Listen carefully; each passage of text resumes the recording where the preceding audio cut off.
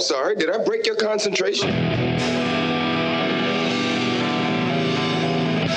Somewhere between science and superstition.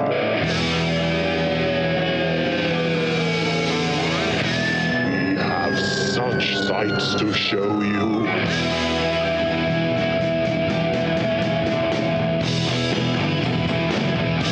Strange Aeons. Welcome to Strange Aeons Radio. That's Eric over there. Hello. That's Vanessa over there. Hello. I'm Kelly. Hey, guys. Last week, we had a little bit of a Haunted Sink episode going on, and I guarantee you that it will happen again this week. Really? That's what I thought. How can you make this promise? Well, because Eric and I were standing here just before you got in, and it was gurgling like a madman. The ocean was pushing back I was against going to it. say, is the tide coming in? Did you check the timetables? Because it might be that special time. I thought it was really funny because Ron Forbick had posted on the Strange Eons Radio page on Facebook something like, Haunted Sink at 41 minutes and 13 seconds. So good. So, yeah, you guys notice no seagulls out there, so the listeners will not be hearing that, but we've replaced it with new and interesting sounds. Don't want you to get bored. Exactly. We want to keep you guys on your toes. You never know what's going to happen. It's because we're recording live, so that makes it exciting. Do seagulls migrate? I mean, where? They do, but my seagulls haven't for a couple of years because they've got a pretty sweet food source right here. So they've just been hanging out here. I don't know why they left this time. I think maybe the smoke. Oh, that could have been good point. Yeah. Yeah. You haven't seen them come back? No, the female was gone first, and the male kept coming back, and then he has disappeared as well. So I'm very sad. Yeah. That or there's like a seagull hunter nearby. Well, who's like taking him down one seagull at a time. Thanks. I needed to hear that. Wow. I just, like Highlander style, he's like here with one mission. When he dies, there'll be a new seagull killer. Okay, I'm going to stop. Also, last week was our short film episode, and we got a lot of nice comments on that. And one really shitty comment from Bob, who said that Eric won the episode. Whoa. Yeah. Oh, weird. Damn. Huh? Shaking things up. I did get a request for us to do another one, but he wanted us to do just all scary shorts. I'm sure we can get around to that at some point. Oh, yeah. Oh, sure. Yeah, throw that in the pile. I didn't get a chance to watch Vanessa's 8888, but I did watch your point of view one. Yeah, I did watch that. I'm not a Doctor Who fan, so I didn't really know what that was all about, but it did remind me of the short film where the woman is looking down the hallway and she sees a shape every time. So I thought it was very reminiscent of that. Yeah. Mm-hmm. I can see that. Well, are we all awake yet or something? Yeah. I definitely could use more caffeine. I'll bitch about something here. Sure. This is Kelly's weekly racist rant. I watched. You have is this another podcast you usually do? I watched Antebellum. And I didn't like it, and I guess that makes me a racist, right? No, I actually heard from a couple people that it wasn't good, and I was so heartbroken because I saw that it came up and it was for streaming, and I was so excited. And then I was like trying to convince a friend to watch it with me, and they were like, "No, it's supposed to be terrible." Really well acted, very well produced. The trailer makes it look like there's a little something going on that might have some supernatural feel to it, or a time travel feel, which is what I was like, oh boy, let's see where this goes. I guess that's the twist. I shouldn't have just said that right there. But by the way, if you wanted to watch this movie, you probably should rewind 30 seconds and not listen to what I just said. Maybe we should just edit all this out. I think that I've given away the entire twist of the movie. Eric, I really think I think I gave the entire film away, which I did not mean to do. But part of why I hated it was because it is not that. Yeah. It has no twist like that. Oh man, that's a bummer. So how was the rest of it? As far as just storytelling and like interesting acting and set design. Other than that, Mrs. Lincoln, how'd you enjoy the theater? Hey, I would wonder. Tell me about the play. Was it any good up until that moment? He had a dandy hat, Like I said, very well acted, very well produced. I just thought the story was really bad. Oh, That's too bad. bummer. Yeah. Oh, I'm a little broken inside over that because we need content. Is it like Bill and Ted is going to be like the best movie of the year? Hold on. You're trying to tell me you're having a hard time finding things to watch? No, I mean, just like there's all this stuff that we're waiting for. So every time it gets teased out, it's like Mulan fell flat, you know, and this has fallen flat. And it's like, it just feels like so many things are coming out. It's like, guess what? Here you go. Oh, but it sucks. Like, Eric, I am begging you, when you go to edit this, put some record scratch skips in so that it's not super obvious what I just let go. Okay. I can do that. Eric is furiously writing down a time code right now. I take fancy notes. Well, actually, speaking of things that you've watched that were not enjoyable. Uh-oh. So I finally put on Vivarium. Oh, okay, yeah. I hate it. I hate it. Did you hate it just as a film, or did you hate the way it made you feel watching it? I hated how lazy it was. Oh, okay. It's like, here's a cool idea, then we'll do nothing. I just was so furious that they stuck me in a world and then nothing happened. No one changed. Nothing changed. There was no story. There was no main character. There was nothing to it. I'm like, I just saw an entire season of Channel Zero that addresses that same thing 10 million times better. It's the same, and that story has actually been told multiple times.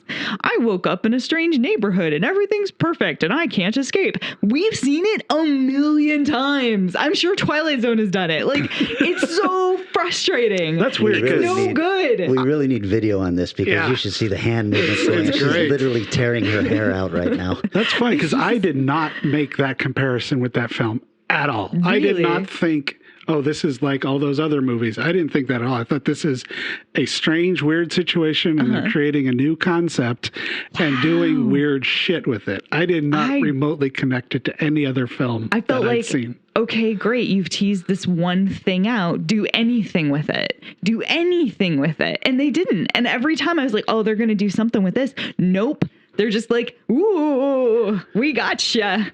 Like, it's a weird thing. That's it. There's like 5 weird things that happen. I need to and introduce you to some weird movies because there are a lot of movies that do that where the whole point is just to be different and weird, not to tell a story. Right. But to be weird and different and confuse the audience. I think maybe that's something I don't enjoy though, because I've seen oh my gosh, there's a movie that people think is genius. It's a lot of upstream color. Like, I hate that movie. I don't know that one at all. I haven't heard of that one. It's also like, it's a weird one where there's kind of a story that you can sort of dig out, but it's very like there's just weird things happening consistently. Sure. And that has like 8 million more weird things than that movie. I don't know. Like it's just not for me. Like, I need something more from a film beyond like the artistic side. Like, I need some kind of reason why I'm there, because otherwise I start to feel like I'm just in a student film. Like, somebody's like, I'm just walking through a museum that's forced to show the local college art for like an hour. You know, I'm like, oh, great. I'll get my wine and some cheese crackers and just stare at this. Wow. Huh. Yeah, I got no problem with the idea of a film being nothing but a piece of art. Right. And I think I do, unless it's like old enough that that's new and interesting. So if it's made in the 1920s and it's like a piece of art, I'm like, yeah, way to go. You were the first one. That was brave. If I remember my review of it, I didn't say that I enjoyed the film. I said that it set my anxiety off because I remember it doing that. And I said that it was a little heavy-handed. And now that the film has been out for a year, we can probably talk a little bit about how heavy-handed it was. It's just a metaphor for life. Yeah, no matter what they were trying to do, they couldn't get out of the situation they had gotten themselves into. Yeah, absolutely. Like, they had made a tiny decision that kind of locked I mean, just like if you got like teen pregnant or something, right? Mm-hmm. Like, you make a tiny thing happens and then your life is stuck on this rail that you can't get off of. I get that. And like fear of having kids and how awful it can be having kids and how, when she started falling through different versions of the spaces and she saw the way different people were reacting, like either committing suicide or that woman who's just crying as the kid is doing whatever he's doing, like that I definitely understood what the larger statement was, but I wanted literally, I don't know why it had to end so negatively. I just don't know why. Well, That what was for? the entire point. Yeah, exactly. I don't But think it could have ended. It could have ended badly, but her literally fighting back in any direction. It just was like, oh, I did one thing like actively and then immediately failed. Like it just felt like such a, I don't know. Like the ending for me, I felt like there needed to be more. I wanted a balance and I didn't get that balance. It just felt so heavy in one direction that I felt like I just needed something to interest me, to keep me motivated. It kind of reminds me of a conversation we had with Dan at Lovecraft. I forgot what the short or the film was, but he was mad as hell at the ambiguous ending. And he's like, damn it, you write a story, you write me an ending. I don't want to leave the theater with a question in my head. It's I don't mind the end, the final exclamation mark. I just wanted something a little more, I guess, from her. Like, I don't know. I think it's valid. I mean, yeah. It gave a hell of a reaction. It did. The one thing I don't want from a film, I will be pissed at a film. I'll be laugh at a film, think it's stupid, whatever. If I'm bored by a film, Right. I mean, bored to the point where I just not even realize I'm watching a movie anymore. I'm doing so much else. That's when I think a movie fails utterly. Yeah. But if it evokes even like the venom level of hatred is awesome. yeah, absolutely. We've had this argument even as much as like Star Wars, The Last Jedi or something. Right. The fact that people love that movie and people hate that movie tells me they did something right. That's art. Yeah. No, I'm glad that I emoted. Me too. I'm glad that you emoted live on mic. Sorry, there's going to be spit everywhere. There's hair everywhere. I'm just very unhappy right now. I don't know. Jesse Eisenberg. Fuck. At least he was holding a tool belt. I've never seen Jesse Eisenberg do like a physical thing in my life. I was like, way to go. Get on that ladder. Good job, sir. I didn't know you had it in you. Did you think that there were at least a couple of creepy moments? Because there were scenes that raised the hair on my arm. Actually, I take that back. There was a couple of moments with the kid that were unsettling, but I really was never once scared, and it came and went very quickly for me. Like I unfortunately, I will say I was pretty bored. I was just like, cool, what's going to happen? Nothing. Nothing. Okay. I guess I get to watch you guys have sex. That's great. Cool. Dig that hole. Cool. Is it more than an hour has passed? Great. All right. What'd you see, Eric? I'm going to go slightly off topic here for a moment and talk about this fucking summer of wasps that I've had. Oh no! Are there killer wasps yet? I'm excited. Well, they're not. They're in his house, so Those were the big ones yet? Yeah, no shit. Luckily, they weren't that big. But way to ruin what I was going to talk about. Never mind. Let's move on. We can restart. Could be a lot of editing in this episode. Well, wasps. Oh, they're not the big ones. What are you scared of? Oh, no, I was trying to make a joke. I was trying to be funny. I'm sorry. No. So we've been dealing with wasps since I looked up, and I am in a condo. So I went back to the first email that I sent to the condo runner guy. Yeah. And that was July 10th, which had to be probably at least 6-7 days after I saw the first wasp in our place. And I finally called when I saw 4 in one day, going, some shit's going on. Calls I must say their name and I'll edit it out if they end up making it right in the end, but okay. And they showed up to come out and didn't have the right size ladder to get to our place. Like, okay, that's fine, that's understandable. And then the guy who had the right size ladder, instead of the guy telling him, hey, you need to go out here, he goes on vacation for a week and a half. What? So into the next week, I've called the guy again, going, where are these folks? They're not coming back. He's like, what? And called and find out they wouldn't be able to come out for about another week. Oh my God. And we're having on average 2 to 4 wasps in our house every day. Oh my God. So they come out and they spray. Where are the wasps coming from? They're not coming through your windows, I'm guessing. No, there is a wasp nest on the side of the building. So they're in the walls. And they had dug through because wasps chew through wood and stuff very easily. All right. Oh my God. So there's like a hole in your wall? There's a hole in the outside wall, and then there's the area in between. And then it's right behind our laundry closet, as I call it, where we have our washer and dryer. So there's those openings because of the tubes. Oh my God. Like we did not figure this out for quite a while, but then they come out again and they spray. Okay. And apparently they sprayed both the spray to kill them and a spray to repel them. Yeah. So it's supposed to kill them all within 72 hours. They sprayed on Tuesday. Thursday, we had 40 wasps in our house. Oh my God. Friday, we had 25. Oh my God. So How are you living in there? Let me tell you, the internet sometimes saves some ass. You take dishwasher soap, put it in water, and you spray it, and it takes them out in seconds. If it wasn't for that, it'd been really, really bad. You spray it at the wasps. Oh yeah, you spray the wasp directly. Just takes the little buggers out. And so we did that, and then we called out. We ended up taking plastic wrap and tape and taping up that closet where the washer and dryer is to keep them from coming in, because we figured out, okay, here's where they're all coming. And so now there's just like this scatter shot of wasp bodies inside there, because I'd see them crawling around and they're funk.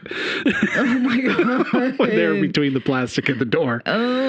So it's going to be interesting when we unmask that. This is a ongoing situation still? Yeah. Oh my God. And so they came back out, and they sent the wrong guy. They sent the guy with the short ladder.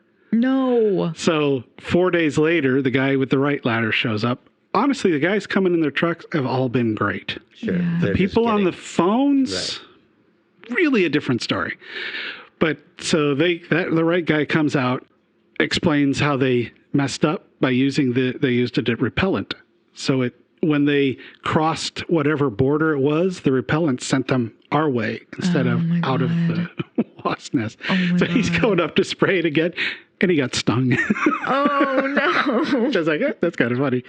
But so now he's sprayed again, and now, knock on wood here, we're 4 days without seeing a wasp. Oh shit. Oh okay. my God. So, and he's supposed to come back out again next week, so I called and said, hey, when's he coming back? I just wanted to find out what time zone he's coming back. And he's like, well, I need this information to be able to give you that. I'm like, we've already talked to you 4 times. You've set up appointments and done it. Nope, I can't do anything without this info. What info do they need?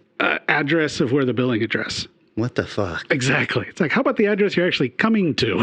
Oh my God. So I called the property manager guy, who's great. He's a lot of fun. He's like, oh, this is such bullshit. Can you stay on the phone with me here for a little bit? I'm going to conference call them in. He called them up, go, hi. And he said what was going on. And like, well, you can talk to our manager. We usually do email for that. I was like, bullshit. He's calling me. I run over 27 properties in this area, and I use your company exclusively for 27 properties. And this has been so poorly handled that I won't be doing that anymore unless you fix this now. I was like, oh, damn. Whoa. But so, yeah, tomorrow we're going to unmask the closet and see what happens, because you really need to do laundry. Man, I hope that you can pipe in a little edited segment of you explaining, because I'm dying to know how it all turns out. And a fun, weird bonus, my cat is incredibly good at pointing out but not attacking wasps. Oh. I don't know if at some point maybe he got stung a little bit or something, but I would sit there working on the desk, and he'd come walking in, he'd plant himself down, start tapping me on the leg, going, like, what, are you hungry? When he didn't leave to go down to his food dish, then I know, another wasp. And if I didn't respond fast enough, he'd go downstairs and smack on Dina a little bit. Going, really, there's something over here. Oh my God. So that was nice. That helped. I can't believe, like, have you both been stung at this point? Knock on wood again. No, nobody got stung. Oh my God, good. You're so lucky. You're that lucky. Dishwasher water thing made all the difference. Oh my God. I'm gonna ask you for hot tips on that. So I live, as many of you know, I live in the woods in a log cabin. And so part of that system is that we have a wood stove, and that's how we heat our home. And when it's cold and bees need a place to sleep, specifically wasps, they like to climb into the wood and like plant themselves into little parts of the wood. Sure. Oh, yeah, so when you bring the wood in and put it next to the fireplace, they warm up. But it's still winter and they're hungry and they're pissed. Yeah. So having angry wasps fly around the house is just one of my worst experiences. And I'm only dealing with like one, maybe two at a time. I can't, I would die. I would die if I were you. I'm so glad that we were home that day with the 40 wasps because I couldn't imagine if I'd come home. Yeah. And because they really are only active, really active around about noon to about 4 or 5 o'clock. Okay. So if we, if it's regular time, we gone to a movie or something and come back, man, that would not have been fun. Oh my God. Oh. So you wanted to talk about this now during the film segment because this is your excuse for not seeing a film? No, I've got those. I just needed to vent. Oh my God, I hear you. Eric, Jeez. edit all of this out. No, keep it. Oh my God. I also saw Underwater, which I hadn't seen. You hadn't seen it so yet? there, you got a movie. Yeah. Did you like it? Not like Yes, it? I did. Oh, I'm so glad. It's what's that one? Quiet. The one where you can't make any noise. That was with A Quiet Place. Yeah, that is a Quiet Place. Okay, that's really good. But if you really think about it, it's got some issues. Yeah. This one has that same thing. Sure. Yeah. I love the design of the underwater. The deep ones. Those were cool. Just the ones that people were wearing, though. I thought the suits. The suits were really neat. But yeah, the deep ones and. Who could that giant creature at the end have been? I don't know. I can't work it out, honestly. Like, it's too shadowy. There's just not enough detail. Like, I've been looking through sea books and I just don't. creatures below. How about you, Kelly? Well, I did start something that I actually really enjoy so far. I'm 3 episodes into Utopia on Amazon Prime.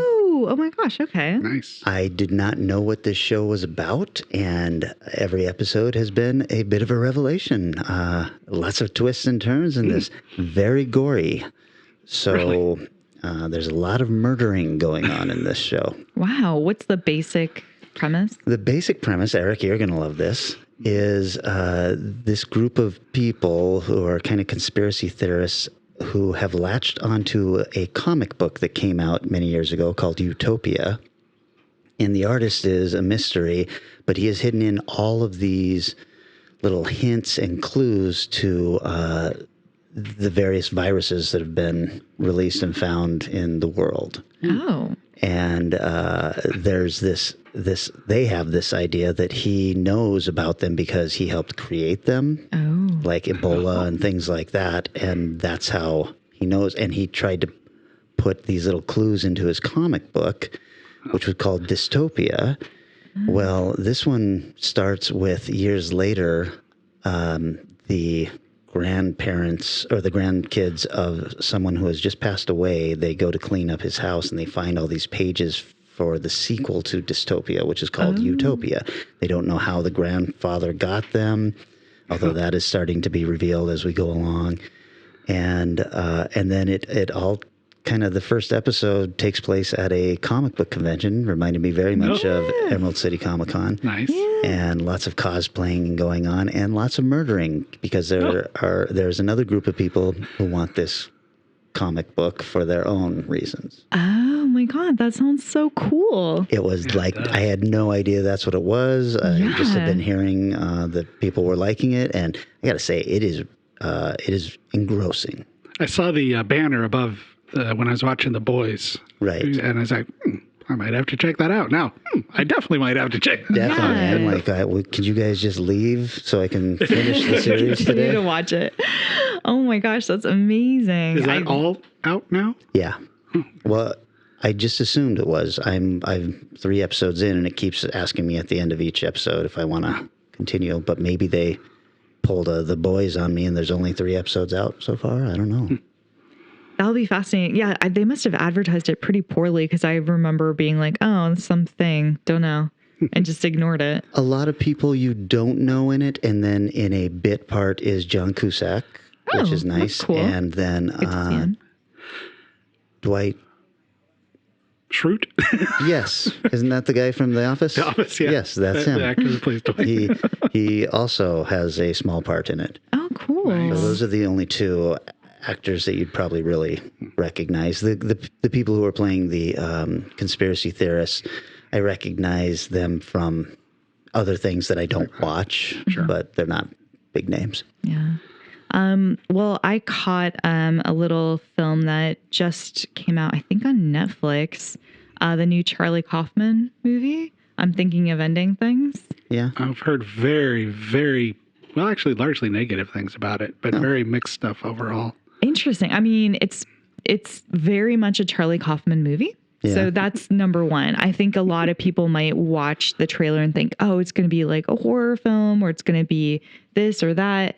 And it's much more thing playing with brain chemistry and like just like pretty much anything else. It's all about like the way that we interpret things or the way in which we deal with things. It's I didn't enjoy it. I'm not a huge Charlie Kaufman fan aside from Eternal Sunshine, which he didn't direct. And I think he did direct this one. He did. Yeah. Yeah. I think it was actually, but it is a good thinker piece, and it is a good, I don't know, like I felt smarter for having seen it. I don't know if that's a good thing or not. So I watched it also. Did you really? Yeah, but I want you to continue where you're going with this. Well, I mean, ultimately, I enjoyed the moment when I realized that there were things consistently changing, and I enjoyed the sort of like spot the difference, and then the viewing, like whose perspective is this, and why am I seeing it through their perspective? And so by the time we get to the end, I had a theory as to what was going on. But yeah, I would like to hear that theory. I couldn't tell what was going on through the entire thing. And about halfway through, I was like, "Ow, I get it. This is a movie for movie snobs who can then sit around and talk about this and go, oh, did you catch this? I felt smarter for having watched this film. I fucking hated it. I thought it was trash. And I like Eternal Sunshine. I like that movie quite a bit. And I like his writing. And I was also furious that this movie was 2 hours and 20 minutes long. It is pretty long. And I thought there were about 40 minutes of the film that I enjoyed, which is not enough for me to come out of a 2 hour and 20 minute movie and say I liked it. Isn't that based on a book? I think it is. I think the book was advertised as much more of a horror novel because it showed up in recommendations for when I'd read some horror thing, it popped up underneath as recommended. I thought, well, that is why I watched it. And then I was like, there's no horror element in it. So that was another thing that I was like, okay. Yeah, I was definitely disappointed by that. I mean, can I just spoil it and say what my I don't know if you can spoil it because I was like, I don't get it. Sort of like some of the Lynch films. You can say whatever you want. I don't care. Well, okay, so I have a theory. It's a movie that Bob Foster would love, I guarantee you.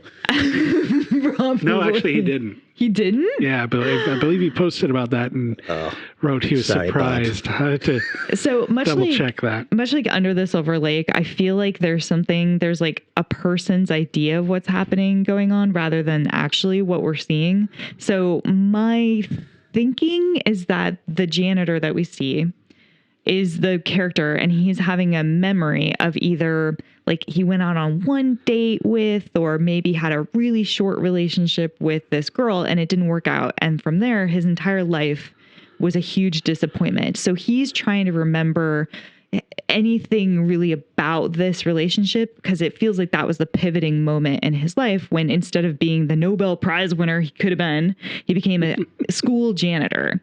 And so at some points he's furious at her and he's like, she's the reason why my entire life is fucked up. And that's when we see the worst versions of her. And other moments he's longing, like, I wish that this had worked out because maybe my life would have been better. And she actually had these things I really liked about her, but she just was not going to be with me. And why wasn't she going to be with me? And I think it's like, in my theory, it's that we're going through these moments in his head as he's probably just mopping a floor, thinking of all these things. And we're just seeing the interpretation of that.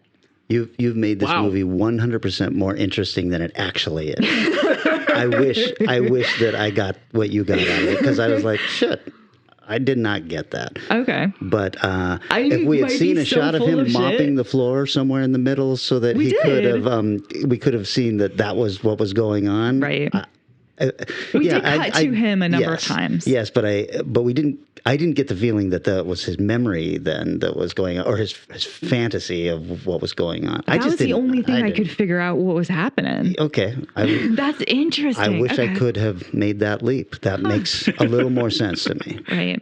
This is making me a little more interested because I ordered the Jodorowsky's got a new box set coming out, and I ordered that. I think it's shipping here in the next couple of days. I have to watch a Jodorowsky film soon. I've never seen a Jodorowsky film. I don't know if you'd like him. Have I seen it? I don't know. I always thought it was Jodorowsky.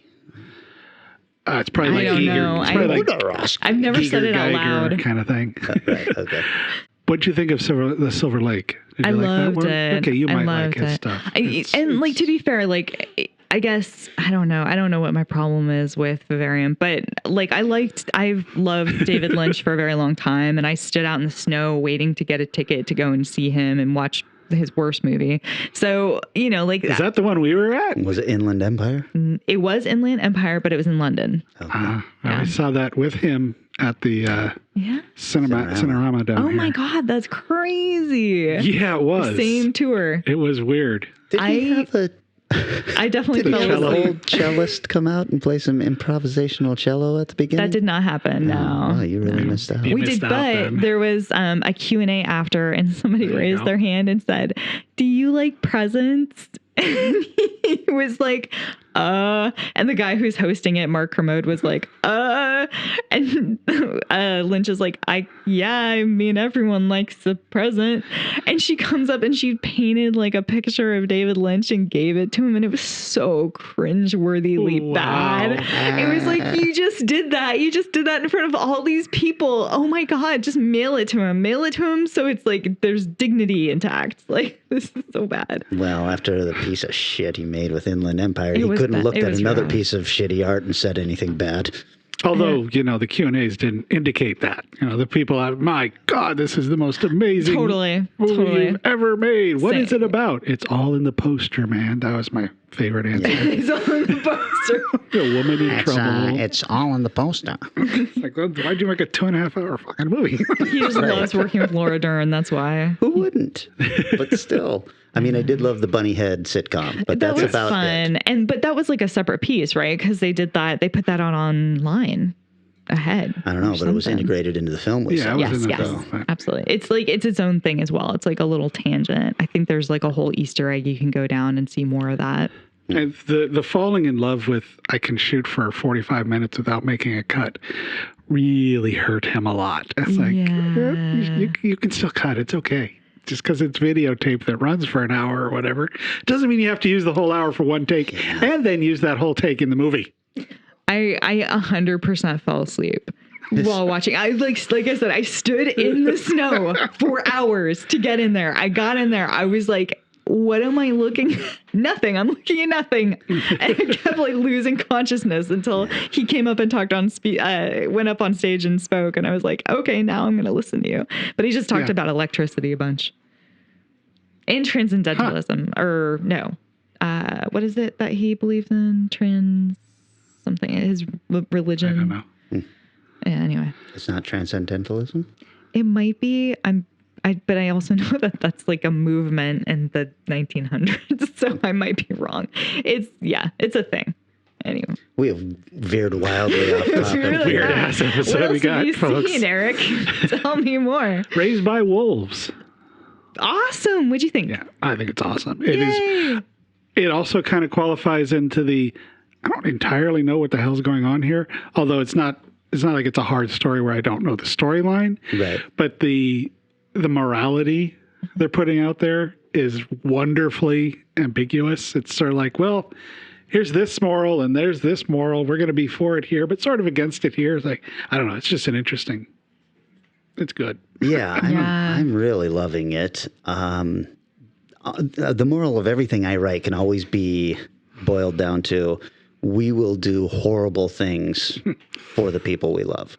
Sure. And I feel like that is definitely the moral of Raised by Wolves. Yeah, I think I've only seen the first 2 or 3 episodes, so I It's like might. on 9. Is it my 9? I think it's 7 gosh. now. Wow. Only- Holy cow, I gotta catch up. But they're releasing them 2 at a time instead of 1 at a time. Oh, that's why, because I haven't seen it in the last That couple makes weeks. sense because I was like, how am I so far behind on this? I thought this just Yeah. came out. Yeah, no, I think they're only 10 episodes. I think they're like next week should wrap it up. Oh my god, that was Well, okay. fast. I really love it. I love how it looks. Yeah. And even though Ridley hasn't directed anything but that first episode, it feels so much like a Ridley Scott It movie. does. Every episode feels that way. He's definitely it feels involved. it feels like the successful version of Prometheus. Like if Prometheus hadn't sucked, I feel like that kind of world and landscape. I really. I thought that by watching this, like how did Prometheus get so bad when you can still pull something this good off? Like, Yeah. Yeah. I don't know how involved, and you guys might know, how involved is Ridley Scott with the Alien comics? With the comics, I don't think he's involved at all. Okay. Because I had this weird feeling that when I saw Prometheus, I was like, oh, this is just more of his world building, just like the comics. And maybe that's completely off. Because I was like, oh, like I think that this makes sense in line with those like other stories about like how this all came to be. Yeah, I don't know. I don't think it's quite like George Lucas, where there's a control over the entire Property line. Yeah. I mean, I guess otherwise we wouldn't have had Alien v Predator and like Right. all the other True. magical moments. Just quickly then, the same thing with The Boys. By the time this comes out, I think there'll only be 1 episode left. That's how quickly that one's Oh coming my to an end. God. I just saw the most recent episode last night. Revelations. Yeah, that was good. That was good, man. It was. Just holy shit. Raised by Wolves is on HBO. HBO. Max. So if you guys, I know a lot of people that is not available to them because Amazon and somebody else, if you're using the Fire Stick or whatever, and Xfinity actually is not carrying HBO Max. Really? What? Yeah, so there's issues there. It's not available to a lot of people. Don't make me get a Roku. Like you That's- guys. Like Roku's the only one who also has Shudder. Roku's watching it, and I think you're watching on your Apple. Yeah, I've got an Apple. Oh, TV. okay, Apple. So, yeah. Holy hell. Okay. And it's bummer because, quite honestly, Raised by Wolves is the most interesting thing on TV right now. Yeah. It's just so Really good. It's so deep and nuanced that you're just watching it going, what? It's like the only dystopian world I want to hang out in right now. Like everything else, I'm like, I'm good. No, I'm good. Let's go Like, I'm watch. already there. Let's watch a game show. Yeah. I know it's a lot to ask for, but I really would love to see something, just a spinner or something that ties it into Blade Runner, because it feels like it belongs geez, somewhere yeah. in the Blade Runner world. Sure. Yeah, definitely. Absolutely. I like the I don't know who to call the lead, but the lead religious guy at the moment. I like him enough. I'm going, maybe I should have watched Vikings. Oh, is that where Vikings he's is from? good. It was actually. I remember seeing that and being like, I know you. You're from Vikings. Vikings, unfortunately, goes off the rails at some point, but the first couple seasons are solid as hell. Cool. Yeah. And the actors playing mother and father are also spectacular. Really, Yeah. really are good. Plus, they have to wear those outfits all the time. Right. Jeez, man. Well, shall we take a little break, you guys, and then come back with our Dreamland segments? Dreaming. Sounds good.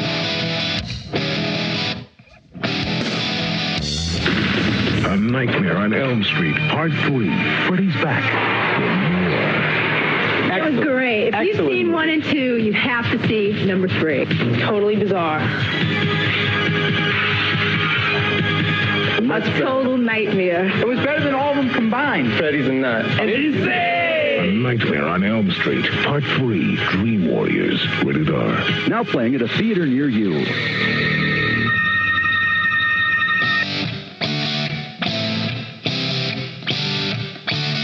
And we are back. And Vanessa, this was your genre pick. You were calling it Only in dreams. That's right. It's a dream spectacular.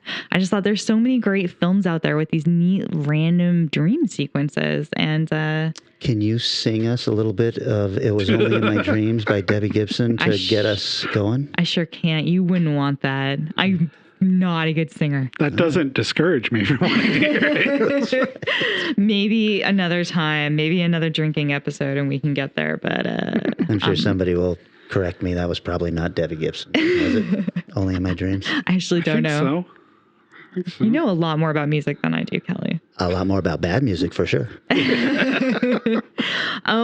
So it's interesting because I picked this one, as you guys advised me to watch a film that I wanted to talk about.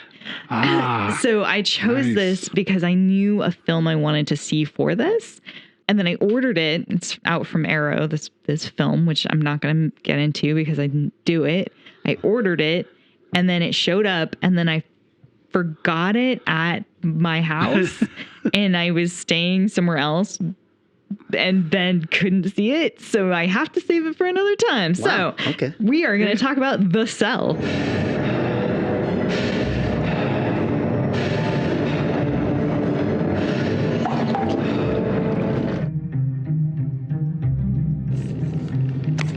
Can I ask you something? Have you ever heard of Wayland's infraction?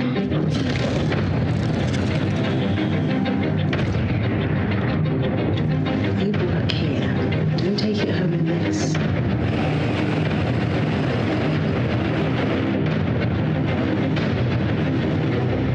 The first few minutes will be very disorienting.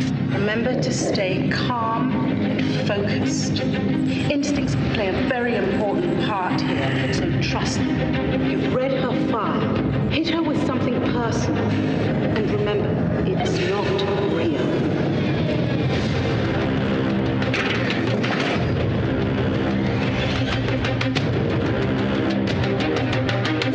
Come on, stop playing around.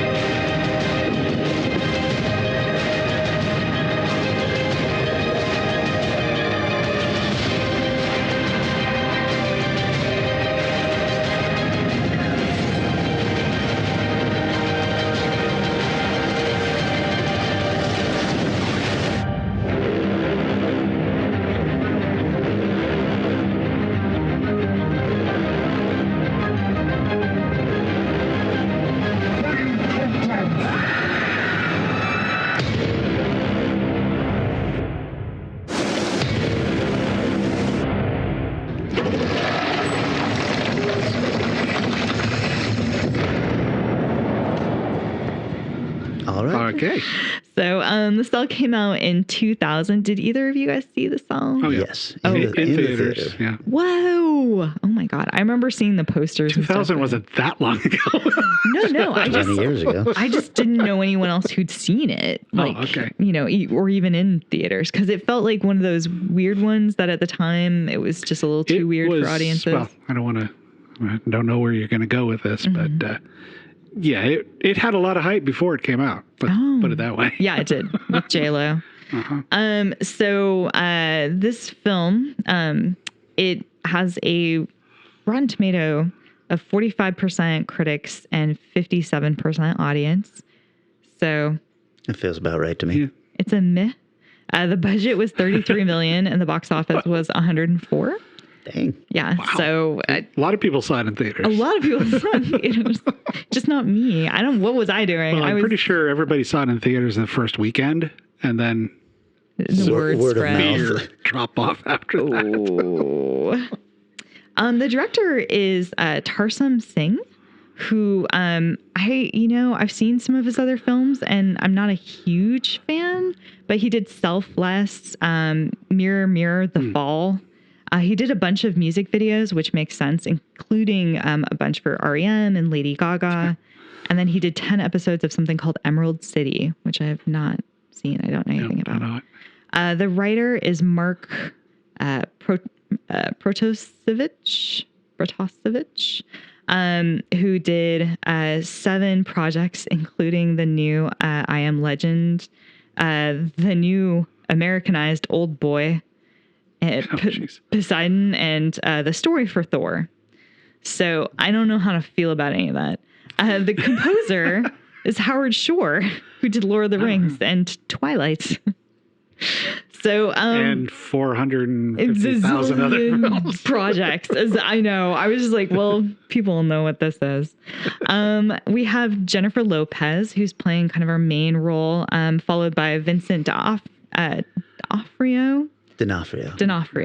Thank you. I forgot that's who was in this. I like him. Yeah. He's great. He's great. He's what, for me, made Daredevil so good. Oh, yeah.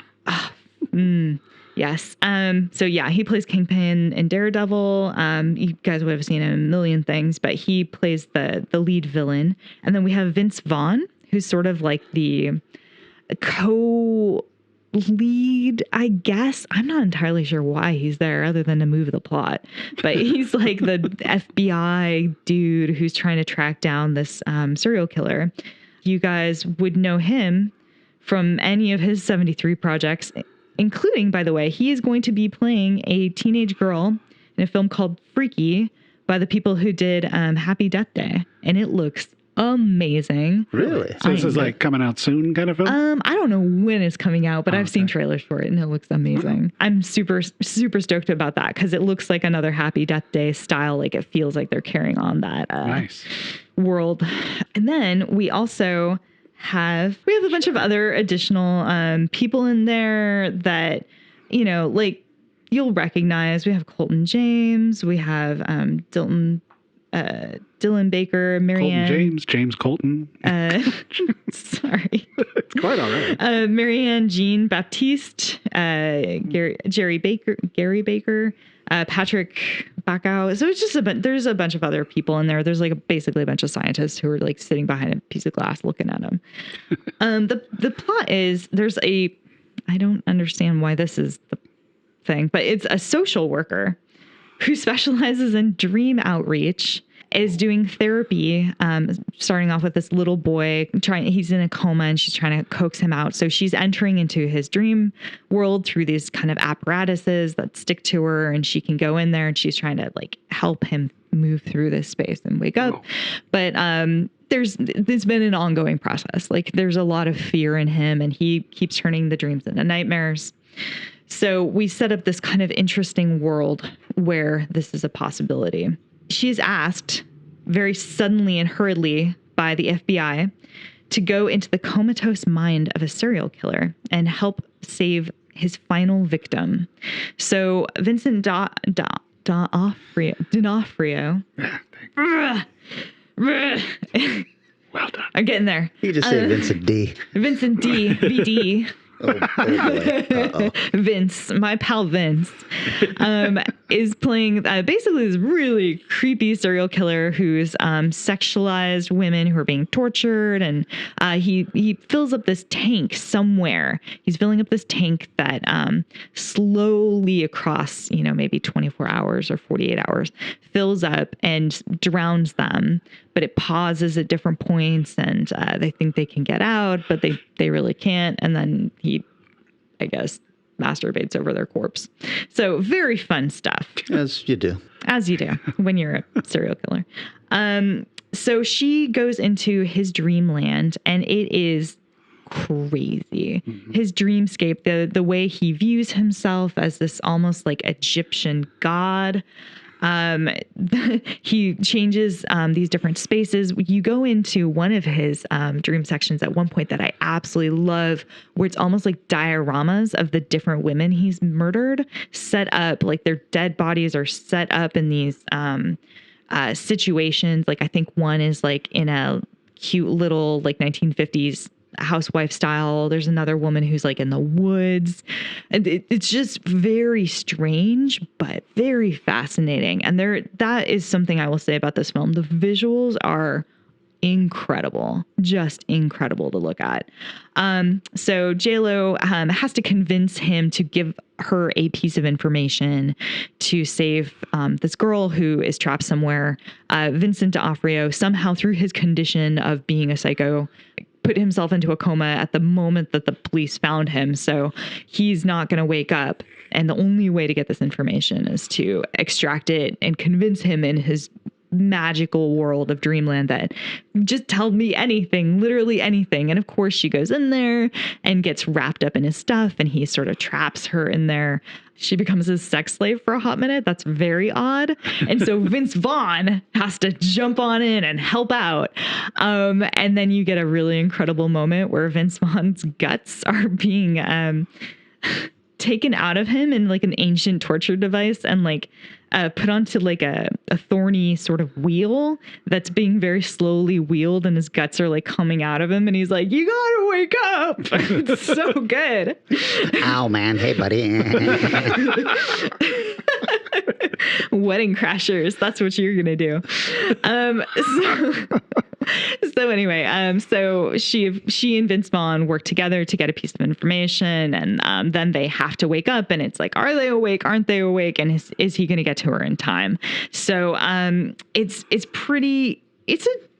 an interesting film. The things I like about it is JLo is not super annoying.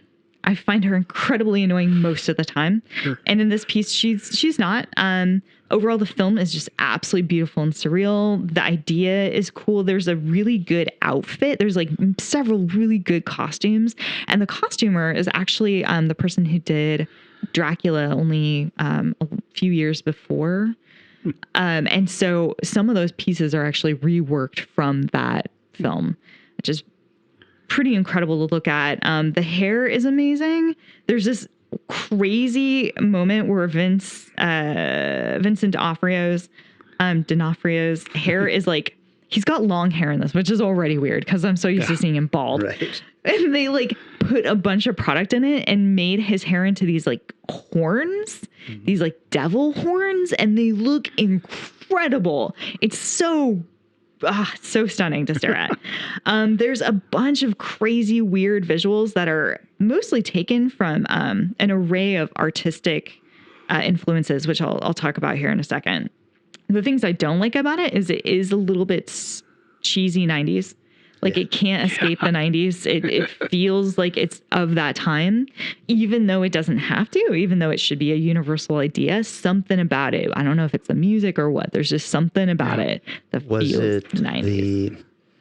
Was it the dream effects? I seem to recall, I tried to watch this recently, and I remember kind of loving it when it came out, and watching it again and going, this isn't holding up for me. And I thought it was the dream effects looked very early CGI type stuff. It could be, maybe that's a part of it. I think it's just the way that it's cut too, where it's like kind of speed. It's cut like speed. It's like a hyper intense, you've got a cop who's trying to race against time, and it's got a lot of that Silence of the Lambs feel to it. And I think because it's gleaming some other references, it just takes those values with it. And maybe, I don't know, maybe JLo is just wearing very 90s clothes, but there's just something in there that... Well, and she was very 90s looking, and you're dealing with an MTV director. Exactly. That's true. That might actually very well be the main thing, is that all that sort of music video history is very present there. The final holdout of music video directors makes this movie. There's a few in there, so he's in good company. The story also is a bit cliche. One of the critics really disliked it because they said it was basically Silence of the Lambs, and I can't disagree. Sure. It's different. It's hella different, but you can see that there's a lot of similarities in there. So it doesn't have the strongest outside plot, but when you get into the Dreamland, all those visuals are definitely where it's at. So just a few references for you guys as to things that you can see in this film. There is a shot-for-shot remake of the closet scene from Blue Velvet, where There's hiding in the closet and staring out and watching the Dennis Hopper and chick. The cloth, there's a cloth that's on J-Lo's face that's meant to be like the Christ face cloth. There's a bunch of crows with some women in this like black and white field that's based on Dawn by Odd Nerdum. There's a room that Carl is talking to Catherine, the two characters, which is the same as the REM music video Losing My Religion. It's pretty much the exact same room, which he directed. There's a horse segment, which I knew as soon as I saw it. There's a horse that gets cut up into much pieces. Spoiler alert. And it's based off of, I already had seen and was aware of this artist. It's a British artist named Damien Hirst, who actually had a display exactly like that. Yeah, I remember that. Mm-hmm. There's a hallway chase scene that's based on H.R. Geiger's Schacht. And then there's the start of Catherine is like in this, when she's first hanging out with the little boy, she starts off in this on horseback in this beautiful, enormous desert shots, like wide shots, Lawrence of Arabia style. And that's based off of, I guess that whole section is based partly off of Alice looking through the looking glass. Oh my God. I wrote this down so weird. And it's also based on, it's based on something, whatever. It's fine. Based on some art somebody did sometime. Don't worry about it. Fun facts. The screenwriter has since disowned this film. He said it was nothing like his original idea. I'm like, dude, you're the dude who remade Old Boy. I don't think you get to disown this movie. Like, you should be proud. You should be like, yeah, I did this one. Like, right. This is the only unique, interesting thing I've done. This is the last time that J-Lo did a sci-fi or horror picture because she said she didn't want to become a scream queen, which makes me really pissed. I'm like, screw you, lady. Scream queens are freaking amazing. And what other, I don't know what other films she was in that she was worried that this was going to become a problem. Selena's kind of dark, I guess. Ends on a down note. I mean, we all knew how Selena was going to end. So was Jennifer Lopez in one of those kind of like 911 movies or something where she was a 911 operator who got caught or kidnapped or something like that? No, I mean Halle Berry. Halle Berry. Okay.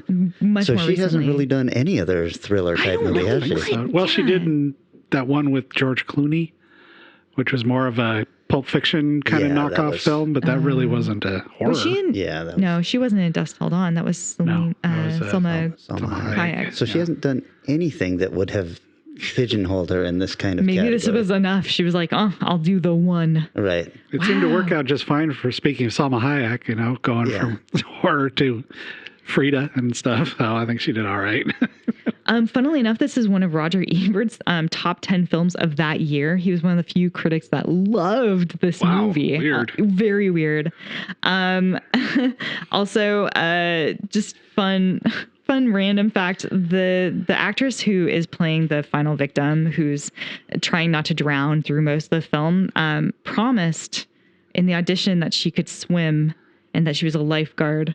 Uh-oh. But she could not get in the water without pinching her nose.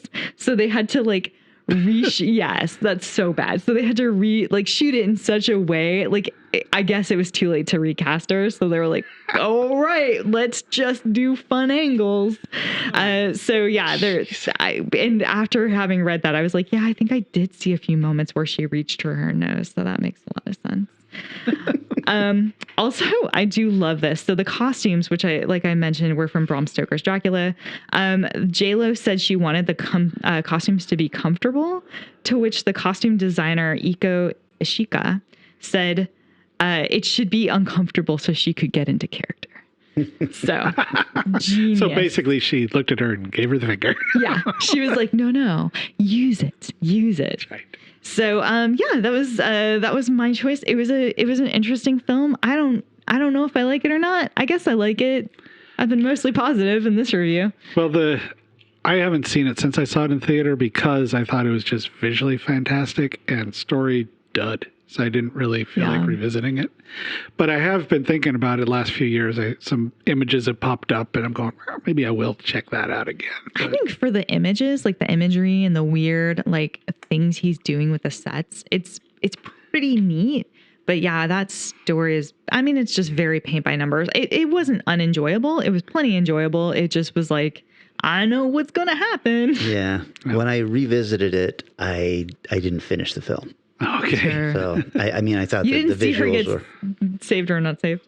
Well, I remember what happens, but I was not all that interested in seeing it again. As I sat through it, I was like, it was kind of boring, I thought. It is. And you know what? There is a terrible thing in it, which is J-Lo's character gets very attached to, there's like this childlike version of Vincent D'Onofrio that she's chasing through his dreams. And he's the only one that's the positive side of him, basically.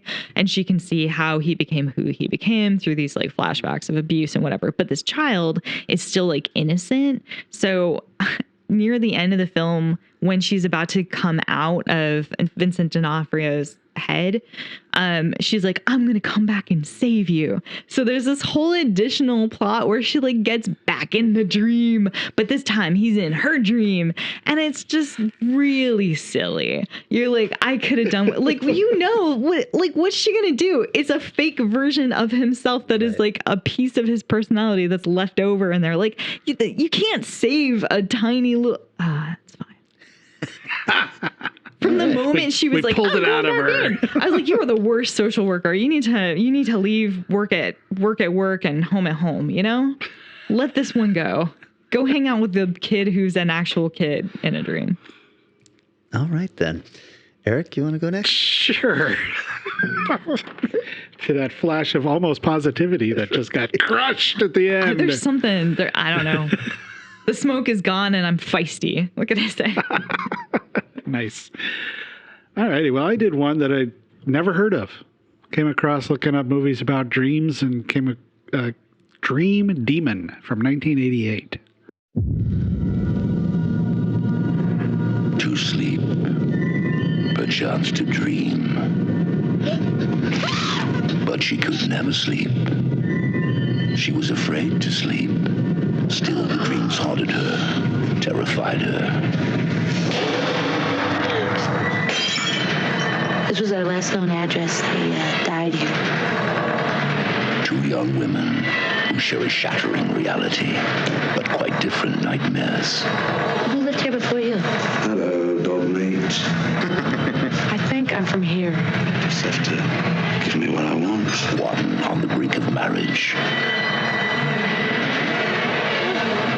The other trapped in the deadly shadow of the past. A dream from which there is no escape.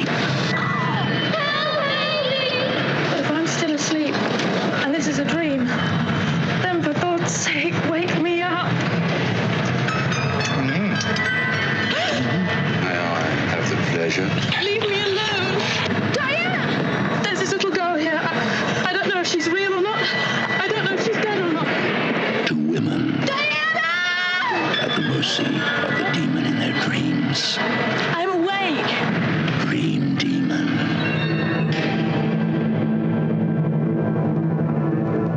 Yeah, you mentioned this, and I've never heard of this either. Yeah, I haven't heard of it.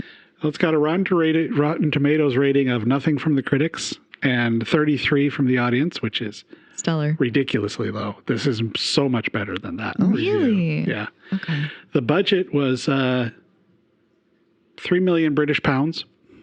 Convert that if you care. I did not. Depends on the year. There is no box office, or there's no many box ounces office is that? for us.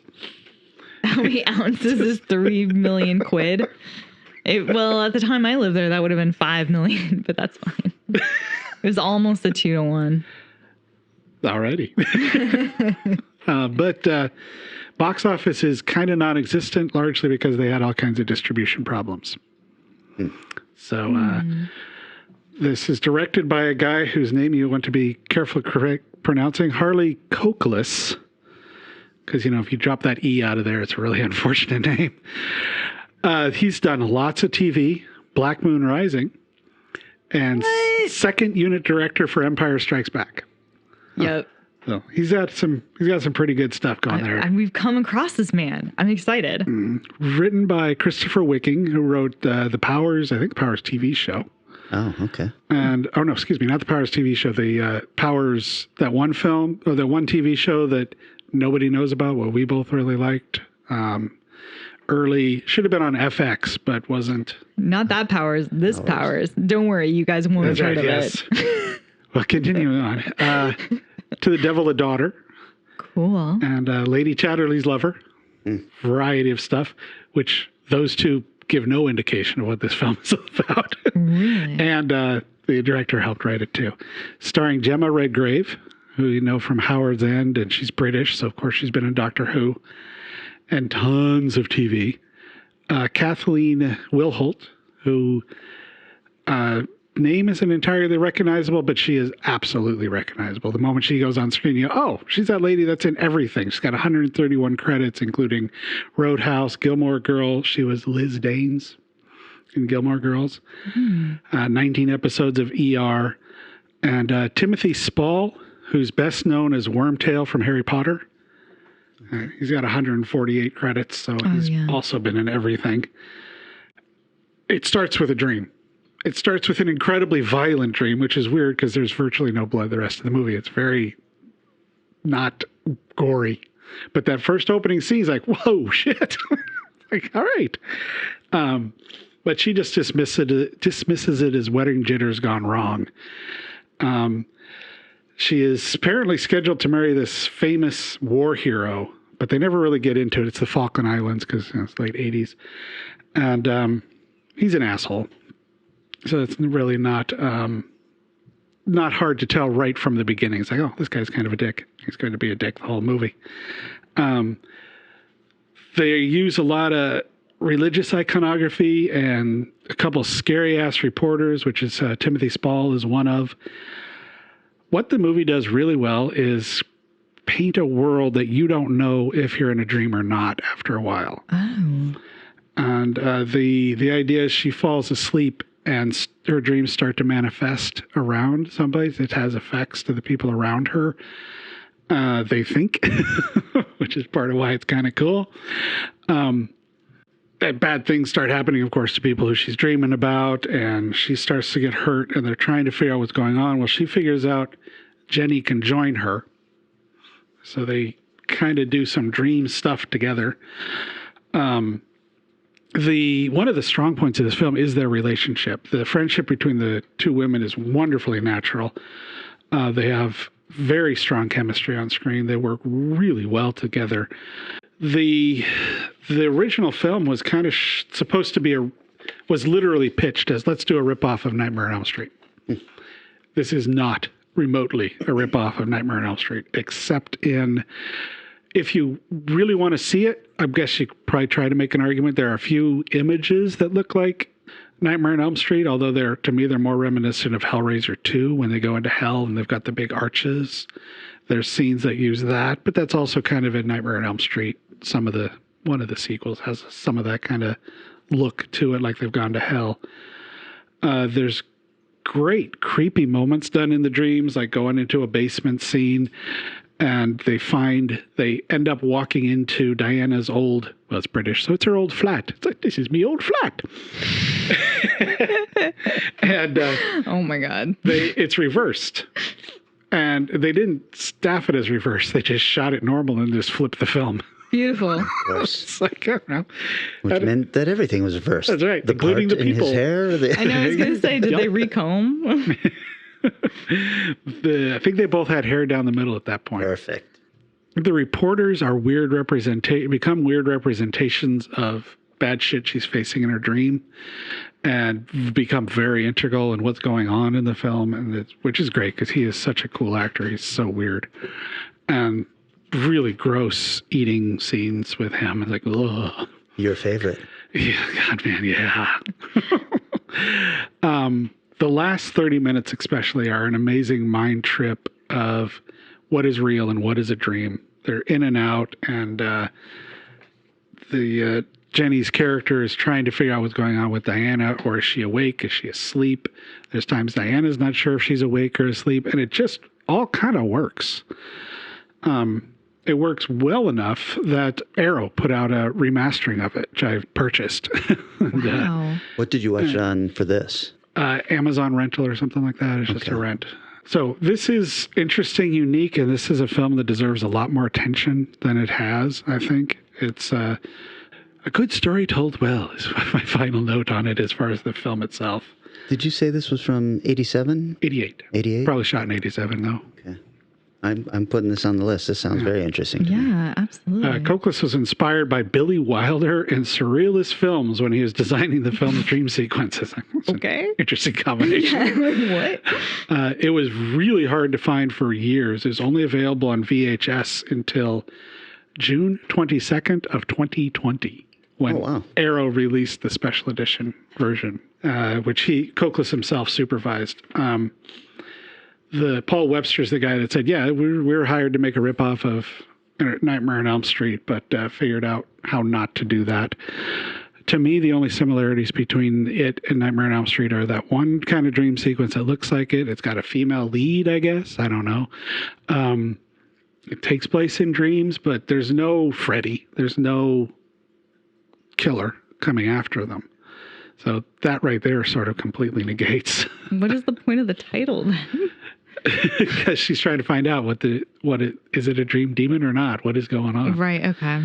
Well, I got the disc in time to check out some of the making of, and he had a great story on how he figured out how to get the film again because he couldn't find the film for years. The film was kind of considered lost as far as its original 35 prints because the company that produced it went out of business, put into foreclosure, and had all their films seized. And so nobody knew where the movies were because it was done by a bank, and they didn't, take any kind of care in how they got rid of it or how they put it into story. Director went on a search for it. Basically, he started calling everything he could think of and anywhere that somebody might have it. He found it all with, I think, Technicolor, but he wasn't the copyright holder. And they said, we can't give you these. We can't give you access to them. You can't have anything to do with it. So he found the collection agency that had the copyright or that had the foreclosure notice or whatever you call it in film. And he said, can you tell me who the copyright owner? The bank says, no, we can't. We can't legally tell you who the copyright owners is. But they did say, we will tell you who has the educational rights to it. So he found out who had the educational rights to the film and went to them and found out that they were in the middle. It was a BFI. Collection rights belonged to BFI.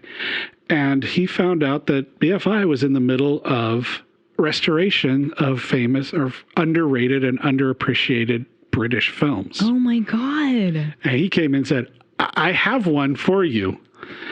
And they agreed. So they ended up paying to have the movie remastered and put together under his supervision. Wow. And he's able to restore the original ending because the original ending as it released had this the whole story is about these two women. And for some reason, the distributor tacked on this strange kind of joke image of the two reporters as the very final moment of the film. And he's like, this ruins the entire point of the movie. Instead of ending on thinking about these two women and everything they went through, you end thinking about these stupid reporters and this dumb joke. And so he altered it back to the ending that it should have been, went around on the worldwide huge festival run that generated so much interest that Arrow said, all right, we're going to put together a really good special edition of that with their usual making ofs and stuff. And he's involved. He gets interviewed and does audio commentary and all this stuff. So as of this year, this film has finally been re-recognized as being a really good film and worth checking out. So I was like, fuck, that's so cool. Oh my God, that's incredible. And that's good enough for me. I'm watching that tonight, I think. Yeah, so BFI had the educational copyright, but did they have the main copyright as well then? Yeah. Okay, gotcha. Or it might have been Technicolor and they were working with them at the time through this restoration thing, so they already had the agreement. That's crazy. I mean, the amount of luck and just, I mean, everything. The stars had to be so well lined up for that to happen. It makes you think about all the poor films that are lost out there, but getting moments like that, or Peeping Tom had a really similar kind of story as well. So it's just, That's brilliant. I'm going to the Amazon after this. To the Amazon. To the Amazon. Very cool. All right. Okay, I guess it's my turn. Yeah, Yes. I'm so excited to hear what you found. I chose from 1935 a movie called Dante's Inferno. Look, why don't you dish it out to them so they'll like it? You know, I used to do a little barking in my time. Now we're going to put hell on a paying basis, Pop, and I'm going to show you how to do it. Come on, step down.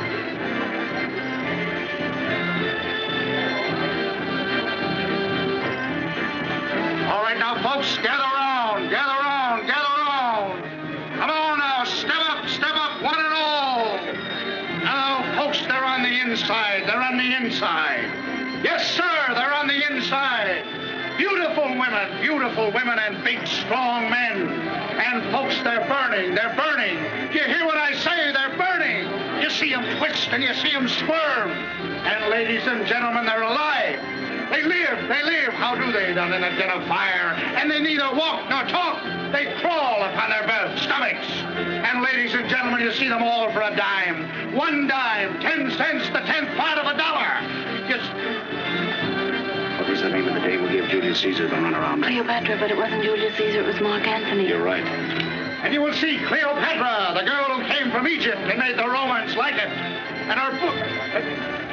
Who slit the guy's throat and carried his head around on a platter? Salome. Gee, you know all the answers, don't you? You're a smart girl.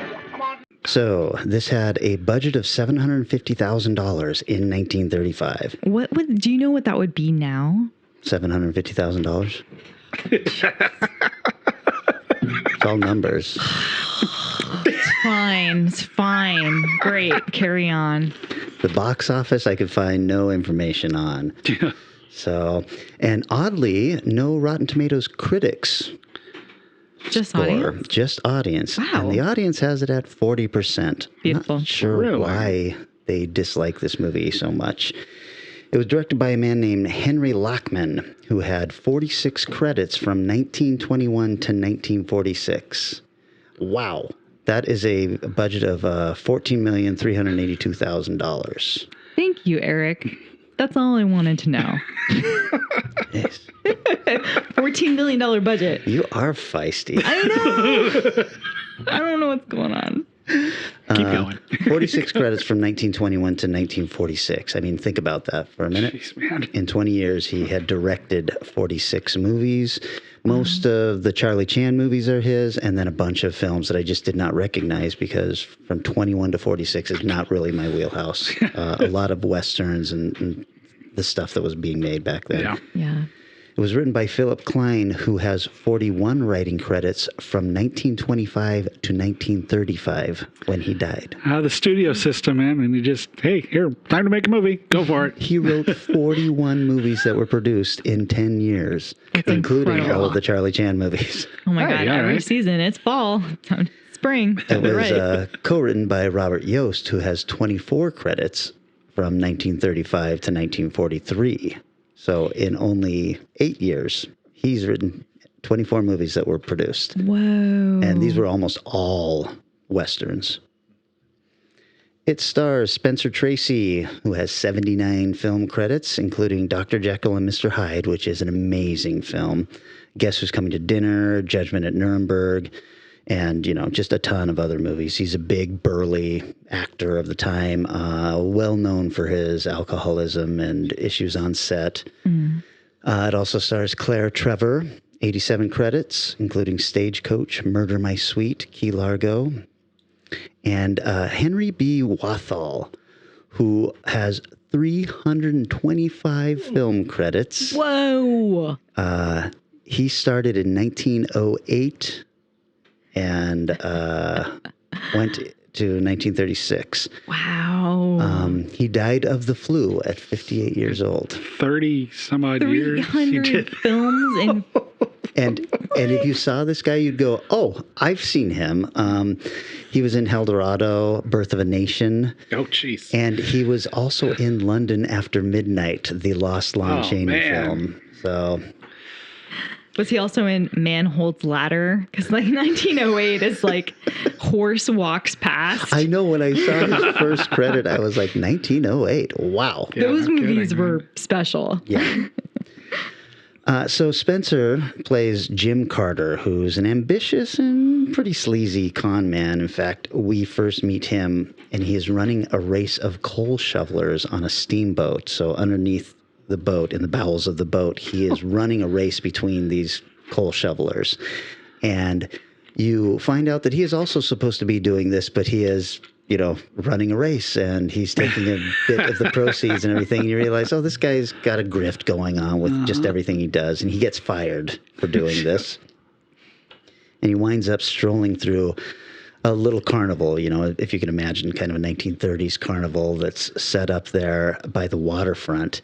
And he takes a shining to a young woman he meets there, and it turns out that her dad is running a little carnival thing there that's called Dante's Inferno. It's got kind of a picture of hell there, and people walk in, and he basically tells them morality tales of what will happen if you are a bad person. You're going to end up in hell. Damn. And Jim, Spencer Tracy, he sees that this is struggling badly, but he likes this girl, and so he gets up and starts barking right in front of the guy's setup and impressing all these people and saying how you're gonna hear stories of these wild people and these horrible things, and everybody starts, putting their nickel down to come see the show, and her dad is like, well, how am I supposed to deliver all the stuff you just said they were going to see? And he goes, well, that's not up to me. That's up to you. But you've got a full house for the first time ever, so make it happen. And he kind of worms his way into the business and says, this is how we can make all the stuff I'm saying happen. And it's just going to require this person who is running his little thing in the carnival. It's going to require him giving us that piece of land over so that we can kind of expand and do all this stuff. And he actually turns this into a pretty successful little bit of the carnival, and then kind of takes over the carnival too, with fairly unscrupulous means and sure, just being kind of a bit of an asshole. And you see this, but you're kind of rooting for him because he's smart and he's very charming. And the gal that is the daughter of the guy who's running Dante's Inferno, she is a really good person. She doesn't see all of this bad stuff. He's really good to her. And they fall in love, they get married, and they have a kid. And they start getting pretty wealthy. His wife, of course, is soon horrified to find out all of the stuff that he has done to do this, and she wants out. And this turns into basically, it's called Dante's Inferno, and it's a morality story of bad things happen to bad people. At one point, her dad, who now Jim Carter has turned Dante's Inferno into the centerpiece of this carnival now, and it is something to be seen. It is really cool looking inside, and you kind of wander through and you see things happening from Dante's Inferno, the story Dante's Inferno.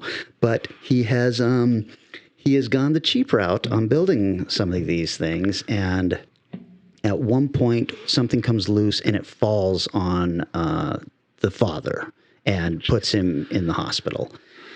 And so at this point, then, the dream sequence that I'm about to talk to comes in. Well, I will get to that, actually, a little bit later. He goes to visit the father in the hospital and has, I guess it's a bit of a cheat because it's a daydream because the father starts telling him this stuff. There are 3 amazing set pieces in this film. The carnival itself, after he's made it very successful, is so cool looking that you're like, what? I wish that there was a carnival like this somewhere. It's so amazing looking. That's what I was thinking as you were describing this. I was like, this sounds amazing. Yeah, and it's not just Dante's Inferno, which is just, spectacular. It's the entire setup of this carnival. It's like, I wonder if carnivals in the 30s were really this spectacular. The spectacular stuff you could do in film, or they did in films at that time, is why it's worth watching older films. Yeah. I mean, Jesus, some of the stuff they would pull off. Yeah. So the second set piece is amazing at the end. It's a burning cruise ship with these great dated effects. You can tell that it is a miniature ship. It's probably 6 feet long or something, but it's on fire with real flames. So the flames look abnormally huge on this cruise ship, and it's trying to turn around and all this, but it's still gorgeous looking.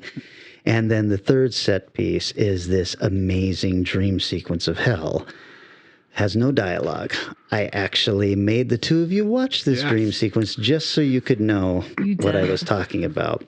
It is basically 10 minutes, no dialogue, and it is a tour of hell, and it is based on the paintings of Gustave Doré's version of Dante's Inferno by the Italian poet Dante, whose last name I'm not going to try to pronounce. Alighieri, I believe is how it's pronounced.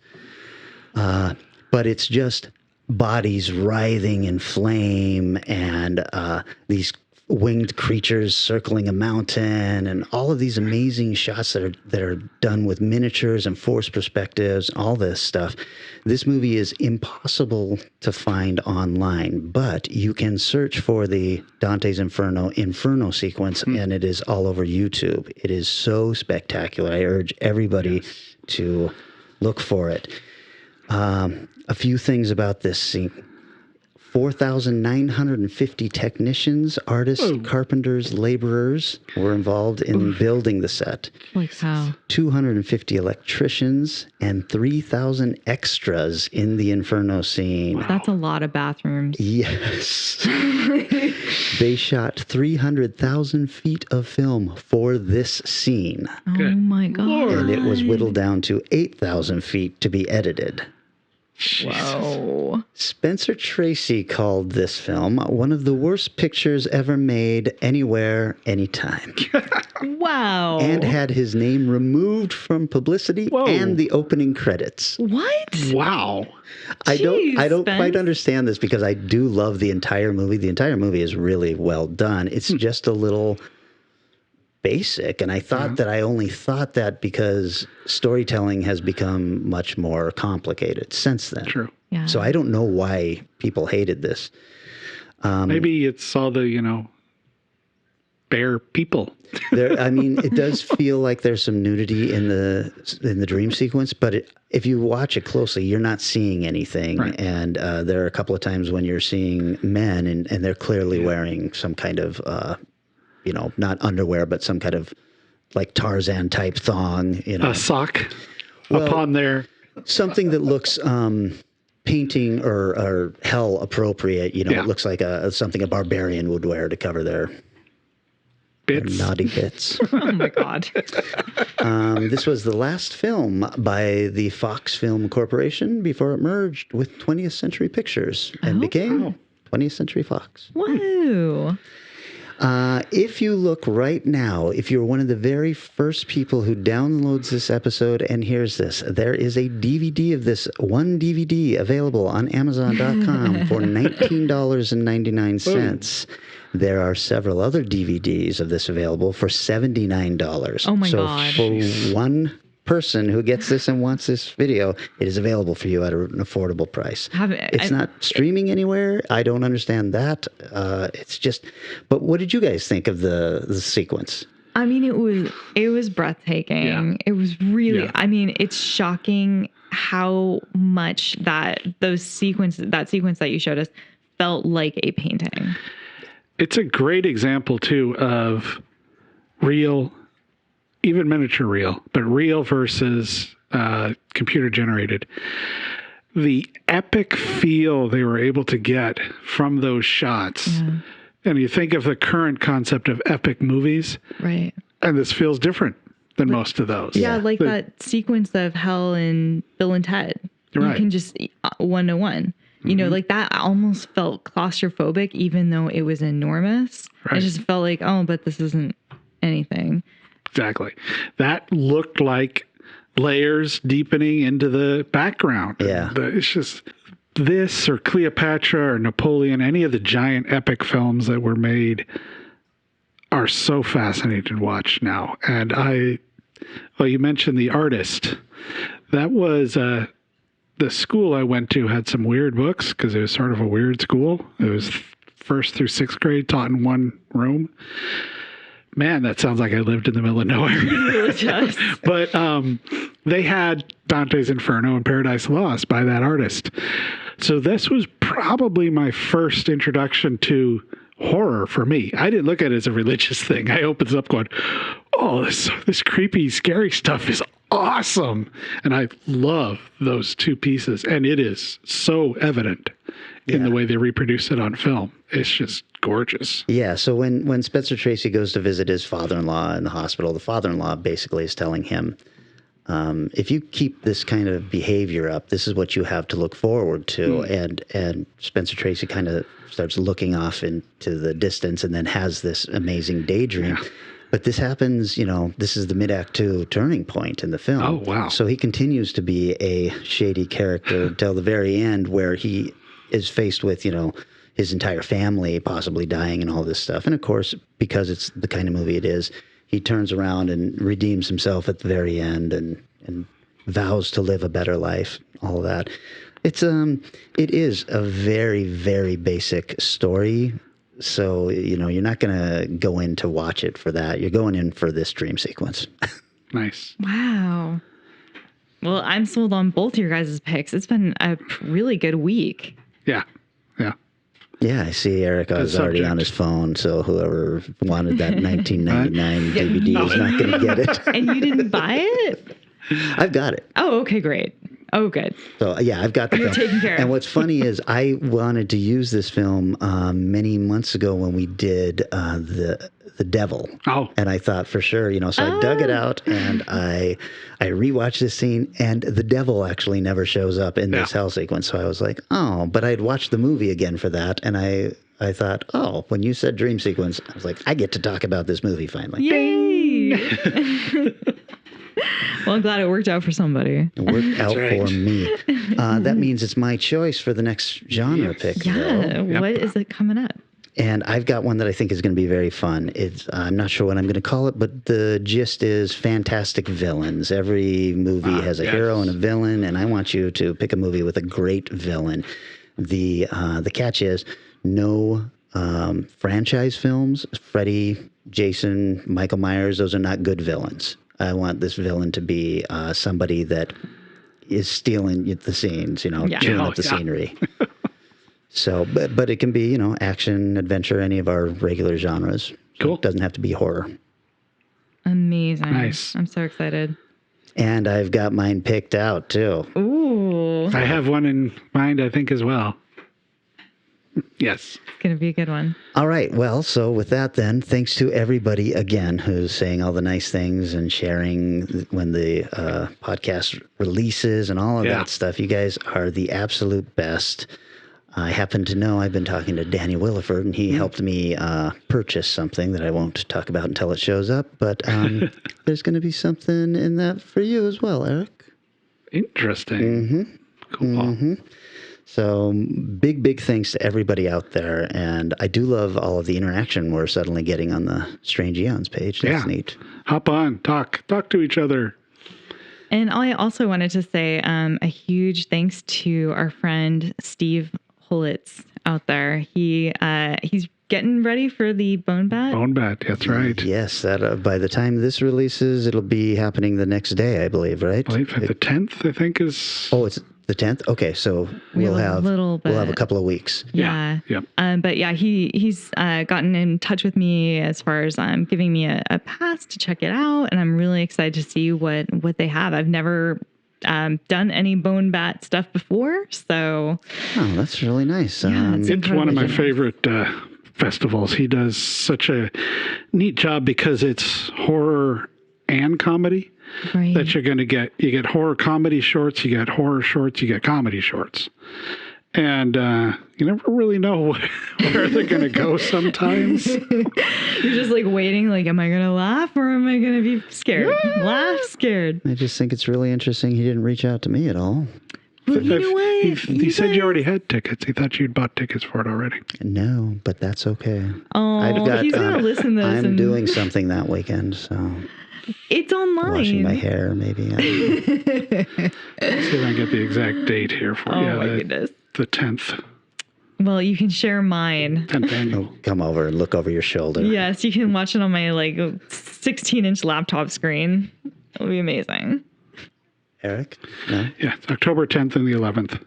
Okay, and then if you're listening to this the day it releases, tomorrow is the beginning of the H.P. Lovecraft Film Festival. I am doing a panel that is moderated by Peter Rawlick, who is a Reanimator expert, and we are talking about all things Reanimator. And then on Sunday, I will be part of the Joe Pulver Memorial. So lots of great movies and short films coming up there all weekend. Tickets are still available, even though the Kickstarter has ended, so you're not able to get all the cool VIP stuff like I know Eric gets every single year, which includes hoodies and all of that stuff. But you can watch all of the films. My favorite tiki mug came from one of their... Oh, that's right. That is so cool. What is it of, the tiki mug? It's just a really cool design. Yeah, it's kind of a deep ones. It's nice. Very cool. Yeah. Cool. Okay, so that's it. And then we will be back, of course, next week, and we are talking about fantastic villains. Yay. See ya. Bye. Bye. Our show is recorded somewhere high above Naval Station Everett at the nexus of all realities and is engineered and produced by Eric Margaret. Our theme music is Strange Aeons Part 1 by the band Nightshade and is used with permission. Find Strange Aeons Radio on Facebook, Twitter, and Instagram, and wherever fine podcasts